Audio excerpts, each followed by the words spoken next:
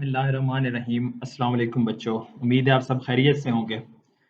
जैसे कि हमने इससे पिछले लेक्चर में ये टॉपिक देखा था कि value of G on the surface of the earth क्या होगी और वैल्यू ऑफ जी जो है वो किन चीज़ों पर डिपेंड करती है। तो हमने एक वहाँ पर एक इम्पॉर्टेंट पॉइंट देखा था कि वैल्यू ऑफ जी डिपेंड करती है डिस्टेंस के ऊपर। अब एक जनरल इक्वेशन भी हमने निकाली थी जिसके मुताबिक जी is equal to G M over R square, यानी जी का आर स्क्वायर के साथ इनवर्स रिलेशन है। अब यहाँ इंपॉर्टेंट पॉइंट आता है कि ये आर किसके इक्वल होगा। हमने इसको समझना है कि value of G with altitude, next जो टॉपिक है वो हमारे पास है कि value of G with altitude with height, उस पर क्या फर्क होगा, ये चीज हमने समझनी है। तो जैसे कल हमने बात की थी, जैसे इमेजिन करें कि ये हमारे पास जो सर्कुलर रीजन आपको नजर आ रहा है ये जमीन को रिप्रेजेंट कर रहा है, ये अर्थ को रिप्रेजेंट कर रहा है। ये जमीन का सेंटर आपके पास है। जमीन के सेंटर से लेके सरफेस तक का जो डिस्टेंस है वो हमारे पास आर है, जो रेडियस ऑफ द अर्थ है। अब अगर कोई सैटेलाइट, कोई ऑब्जेक्ट जमीन की सरफेस से ऊपर मौजूद है, फॉर एग्जांपल ए पॉइंट पर मौजूद है, कल हमने बात की थी कि ऑब्जेक्ट सरफेस के ऊपर ही मौजूद है। अगर ऑब्जेक्ट एच ए पॉइंट पर मौजूद है तो जमीन की सरफेस से उसका जो फासला है उसको हम नाम देंगे एच का। तो वो यहाँ पर हमारे पास एक हाइट पर, एक आल्टीट्यूड पर एच पर मौजूद है। तो जो टोटल डिस्टेंस यहाँ से बनेगा जमीन के सेंटर से लेके पॉइंट 8 तक का, वो हमारे पास बनेगा आर प्लस एच। ये टोटल डिस्टेंस है। This distance is from the centre of the अर्थ, और इसको मैं ये लिखूंगा कि ये बेसिकली स्मॉल आर है। और ये स्मॉल आर अब किसके इक्वल है, ये इस फैक्टर के इक्वल है, आर प्लस एच के इक्वल है। अब क्या होना चाहिए, हमें ये डिस्कस किया था इन जनरल। अगर हम देखें तो ग्रेविटी इनवर्स स्क्वायर लॉ को फॉलो करती है। F G is inversely related to are square. अगर जमीन की सरफेस से डिस्टेंस बढ़ेगा, ऑटोमेटिकली हाइट बढ़ेगी, ऑब्जेक्ट जमीन की सरफेस से ऊपर जाएगा तो आर बढ़ना शुरू हो जाएगा। आर बढ़ेगा तो ये फोर्स ऑफ ग्रेविटी क्या हो जाएगी, कम हो जाएगी।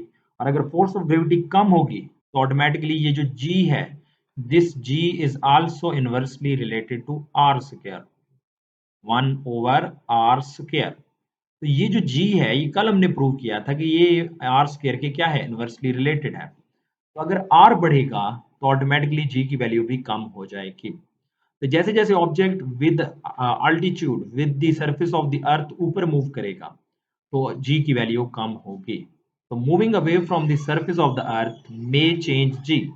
और वो जी क्या होगा, अगर वो अवे जा रहा है तो जी डिक्रीज होगा, टुवर्ड्स जा रहा है तो जी इंक्रीज होगा। तो बहरहाल g is inversely related to are square. When the object moves above the earth surface then value of g will decrease. अब ये आपके पास नेक्स्ट पॉइंट है, moving away from the earth surface g change होगा। Value of g किस पर depend करेगी, distance from the earth surface पर, यानी स्मॉल आर पर डिपेंड करेगी। नेक्स्ट कुछ जनरल वैल्यूज को हम देखते हैं, जनरल इक्वेशन को देखते हैं। हम बात करें एक्सेलरेशन ड्यू टू ग्रेविटी की। Let G H be the value of acceleration due to gravity at height H from the earth surface. जैसे ये इस पॉइंट पर मैंने देखा, यहाँ जो ग्रेविटी, ये ग्रेविटेशनल एक्सेलरेशन कह लें, जी कह लें, वो जी एच की फॉर्म में हमने रिप्रेजेंट किया। अब जैसे कल हमने इक्वेशन निकाली थी कि g is equal to G M over R square, earth के लिए हमने निकाली थी g is equal to G M E over R E square. अब यहाँ जो आपके पास फासला है वो जी तो वही है, मैस की जगह मैस ऑफ द अर्थ आ गया, लेकिन अब जो आपके पास फासला है वो जो आर यहाँ पर था, अब वो क्या है, आर प्लस एच के इक्वल है। तो ये बन जाएगा G H is equal to G M E over R E plus H whole square.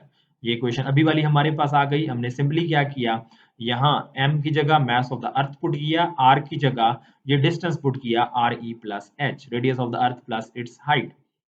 और ये इक्वेशन हम कल पढ़ चुके हैं, g is equal to G M E over R square, पढ़ी थी ना बच्चों। तो ये वही इक्वेशन हमारे पास है। अब यहां से हम क्या करते हैं, हम इस फैक्टर को सिंप्लीफाई करने की कोशिश करते हैं। कैसे, इसको हम इधर लेकर गए, ये आ गया जी आर ई का स्क्वायर। जी आर ई का स्क्वायर किसकी इक्वल आ गया, जी एम ई के इक्वल आ गया। ये प्रीवियस इक्वेशन से हमारे पास आया। अब इस इक्वेशन में, इक्वेशन 15.5 में जी एम ई की वैल्यू पुट कर देते हैं, जिसके मुताबिक g H is equal to g R E का square over R E plus h का स्क्वायर। तो अब g constant, radius of the earth constant, ये जो factor R E plus H whole square, ये वेरिएबल है।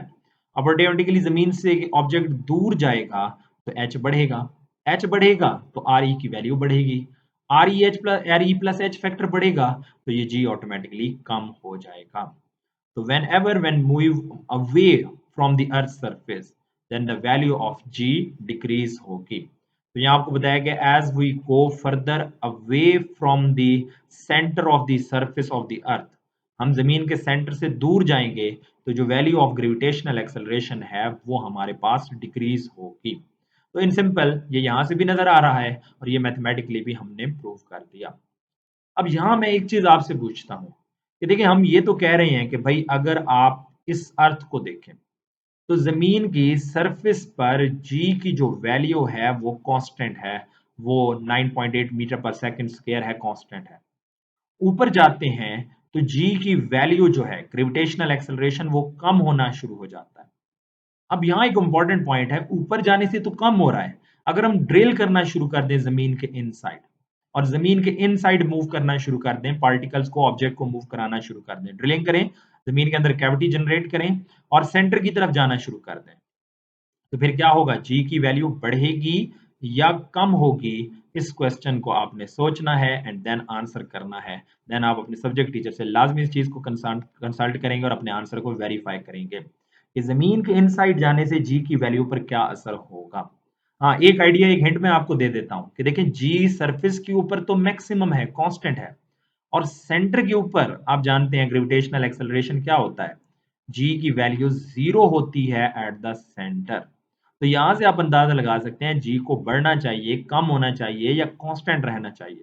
तो इस क्वेश्चन को आपने जरा सोचना है, गौर करना है और फिर आपने इस पॉइंट ऑफ व्यू से, इस हिंट से आपने जनरल आइडिया लगाना है कि जी की वैल्यू क्या होनी चाहिए, बढ़नी चाहिए या कम होनी चाहिए। ये हमारे पास बेसिक कंसेप्ट आ गया कि जी की वैल्यू कैसे चेंज होगी अल्टीट्यूड के साथ। नेक्स्ट पॉइंट की तरफ आते हैं। अब वो कहते हैं कि the change in G is only noticeable at very long distances. Near earth surface जो है वो आपको जी का इतना फर्क नजर नहीं आता। मतलब आप इस वक्त अगर ग्राउंड फ्लोर पे हैं और मैं आपसे कहूं कि आप रूफ पे चले जाएं, आप फर्स्ट फ्लोर पे चले जाएं, आप सेकंड फ्लोर पे चले जाएं, क्या वहां जी की वैल्यू कम हो जाएगी? हालांकि आप देख रहे हैं हाइट तो बढ़ रही है, एच की वैल्यू तो चेंज हो रही है, आर की वैल्यू चेंज होने से जी को कम हो जाना चाहिए, लेकिन ये फैक्टर इतना ज्यादा नोटिसेबल नियर अर्थ सरफेस नहीं है। रीजन क्या है कि जमीन के करीब स्ट्रॉन्ग ग्रेविटेशनल एक्सेलरेशन है, जमीन के करीब स्ट्रॉन्ग ग्रेविटेशनल फोर्स है, तो जमीन के करीब ये जी इतना ज्यादा आपके पास नोटिसेबल नहीं है। बहुत ज्यादा हाई अल्टीट्यूड होगा जैन जी की वैल्यू इफेक्ट होती है। अब ये एक टेबल आपके पास गिवन है, इसमें आपको बताया गया कि अगर अल्टीट्यूड जीरो है यानी ऑब्जेक्ट जमीन की सरफेस के ऊपर पड़ा हुआ है तो जी की वैल्यू है 9.8 मीटर पर सेकंड स्क्वायर और डिस्टेंस आपके पास रेडियस ऑफ द अर्थ के इक्वल है। फॉर एग्जांपल ऑब्जेक्ट जमीन की सरफेस के ऊपर पड़ा हो तो उसका फासला जमीन के सेंटर से सरफेस तक रेडियस ऑफ अर्थ के इक्वल है। अगर अल्टीट्यूड 8.8 किलोमीटर है, 8.8 किलोमीटर, तो माउंट एवरेस्ट की ऑलमोस्ट हाइट तकरीबन इतनी है 8.8 किलोमीटर, जो दुनिया की सबसे ऊंची चोटी है। वहां भी जी में कोई इतना ज्यादा फर्क फील नहीं होता, वहां भी तकरीबन एग्जैक्ट 9.8 पर थोड़ा सा चेंज होता है। हम यहाँ बुक के मुताबिक देखें तो एग्जैक्ट उसने लिखा हुआ है कि जी की वैल्यू में खास नोटिसेबल चेंज नहीं आएगा, वो 9.8 ही रहेगा ग्रेविटेशनल एक्सेलरेशन। अगर हम बात करें हाइट 36.6 किलोमीटर की, 36.6 किलोमीटर यानी अप्रोक्सीमेटली 36,000 किलोमीटर की बात करें, जो कि बेसिकली क्या है, हाईएस्ट मैन्ड बॉलून है। जो बैलून लाइक ये जो बैलून्स होते हैं जो पहले दौर में यूज किए जाते थे, जिनमें बेसिकली बर्निंग गैसेस होती थी और वो बैलून जाते थे खला के अंदर एक सर्टेन हाइट तक। अब वो सबसे ज्यादा जो हमने हाइट तक बैलून भेजा हुआ है वो 36.6 किलोमीटर हाइट तक है। वहां जी की वैल्यू जो कैलकुलेटेड है वो 9.7 मीटर पर सेकंड स्क्वायर है। अगर आप सैटेलाइट को 400 किलोमीटर, ऑब्जेक्ट आपको 400 किलोमीटर पर हाइट पर मौजूद है और ये स्पेस शटल्स होती हैं जो हम खला में खुद भेज रहे होते हैं शटल्स की फॉर्म में, या आप कह सकते हैं जो जमीन के करीब जो जियो स्टेशन, जिन्हों हम सॉरी वो कहते हैं आपके पास एक सैटेलाइट होते हैं जो जीपीएस जैसे ग्लोबल पोजीशनिंग सैटेलाइट, उनकी भी हाइट तकरीबन 400 किलोमीटर होती है। जो ग्लोबल आप अपने मोबाइल फोन में जब आप अपनी लोकेशन देखते हैं ना तो जीपीएस को ऑन करते हैं, वो बेसिकली सैटेलाइट्स होते हैं। तो उन सैटेलाइट की हाइट जमीन से 400 किलोमीटर होती है और उनका एक्सेलरेशन, वहां पर एक्सेलरेशन है 8.7 मीटर पर सेकंड स्क्वायर, यानी स्लाइटली कम हो गया 9.8 से। हाँ, और अगर हम बात करें एक सैटेलाइट की जिसे हम कम्युनिकेशन सैटेलाइट कहते हैं, ये जो मोबाइल फ़ोन हमारी कम्युनिकेशन होती है, दुनिया में किसी भी शख्स से बैठ के हम कम्युनिकेट कर सकते हैं, वो कम्युनिकेशन सैटेलाइट के थ्रू होता है। इनको नेक्स्ट लेक्चर में हम देखेंगे। उसकी सैटेलाइट की हाइट ज़मीन से होती है तकरीबन 35,700 किलोमीटर। वहाँ जी की वैल्यू आपको 0.2 मीटर पर सेकंड स्क्वायर मिलेगी, जो बहुत कम है आपके पास। तो ये हमारे पास वैल्यूज़ और जी हैं। आप देख सकते हैं बहुत ज़्यादा जब 400 किलोमीटर तक गए, तब जाके कोई आपके पास 8.7 का चेंज आया। 36 आपके पास 36.6 किलोमीटर तक वो तकरीबन सेम ही रही, कोई ख़ास फ़र्क नहीं आया। नेक्स्ट एक्साइटिंग इन्फॉर्मेशन आपके पास है स्पेस स्टेशन। अब स्पेस स्टेशन क्या होते हैं कि ये बेसिकली आपके पास एक स्पेस क्राफ्ट है, capable of supporting crew which is designed to remain in the space for extended period of time with other spacecraft can dock. अब ये स्पेस स्टेशन वो होते हैं जो खला के अंदर मौजूद होते हैं, यानी ज़मीन के अराउंड ये घूम रहे होते हैं सैटेलाइट की तरह। इनको लॉन्ग टाइम के लिए रहना होता है, वहाँ मौजूद जो क्रू होता है मतलब जो साइंटिस्ट वगैरह होते हैं, एस्ट्रोनॉट्स वगैरह होते हैं, वो भी इसके अंदर मौजूद होते हैं। जो ऑपरेटर्स वो लेके जाते हैं, मतलब सैटेलाइट की रिपेयरमेंट करनी हो या कोई इन्फॉर्मेशन लेनी हो, तो वो उस इन्फॉर्मेशन के लिए जो डाटा गैदर करना हो, तो वो सारी इन्फॉर्मेशंस लेने के लिए जो ऑपरेटर्स चाहिए होता है, वो सब इसी स्पेस स्टेशन के अंदर मौजूद होता है। International space station ISS is the largest satellite in the orbit. ये आईएसएस एक इंटरनेशनल सैटेलाइट स्टेशन है जिसको हम इवन नेक्ड आई से भी ऑब्जर्व कर सकते हैं। इनकी सर्टेन पोजीशंस होती हैं, अगर ये आपकी आपकी अर्थ के कॉरेस्पॉन्डिंग मूव कर रहे हो तो आप इनको ऑब्जर्व भी कर सकते हैं। ये एक जनरल इंफॉर्मेशन है। नेक्स्ट इसी टॉपिक से रिलेटेड बच्चों आपके लिए एक असाइनमेंट गिवन है। अब असाइनमेंट वो कहता है what will be the value of gravitational field strength G 35,000 kilometre where geostationary satellite orbit around the अर्थ।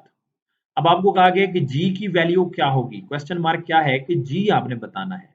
आपको हाइट बता दी गई है, कितनी है 35,700 किलोमीटर। और ये एक सैटेलाइट होता है जिसे हम जियो स्टेशनरी सैटेलाइट कहते हैं। ये जमीन के अराउंड घूम रहा होता है, ये कम्युनिकेशन सैटेलाइट भी कहलाता है। उसकी जी की वैल्यू आपने निकालनी है। अब बेटा देखें, ये जी की वैल्यू ऑटोमेटिकली उसने खुद हमें बताई हुई भी है, बट अब हमें उसने कहा है कि ये वैल्यू कैलकुलेट करके दें। तो इस वैल्यू को कैलकुलेट करने के लिए हम ये इक्वेशन यूज कर सकते हैं जो हमने फाइनल इक्वेशन ड्राइव की है। जी H is equal to g R E का square over R E plus H. जी की जगह 9.8, radius of the earth 6.4 in 10 power 6 metre का स्क्वायर, आर ई अगेन 6.4 इन 10 पावर 6। हाइट क्या पुट करेंगे जो उसने बता दी 35,700, और किलो को कन्वर्ट कर देंगे तो 10 पावर 3। तो एच की जगह पुट करेंगे 35,700 इंटू 10 पावर 3। इन सबको आप कैलकुलेटर से सॉल्व करेंगे तो आपको जी की वैल्यू मिल जाएगी इस पॉइंट के ऊपर। तो ये एक जनरल कंसेप्ट एक और आ गया बच्चों कि जी की वैल्यू कैसे चेंज होगी हाइट के चेंज होने से। इंपॉर्टेंट कंसेप्ट है, ये हमने याद रखना है। इस क्वेश्चन को भी आंसर करने की कोशिश करनी है। इंशाल्लाह नेक्स्ट लेक्चर में हम मजीद इसी टॉप चैप्टर को कंटिन्यू करेंगे। इसको आपने बेटा अच्छे से समझ लेना है। तब तक के लिए अल्लाह हाफिज।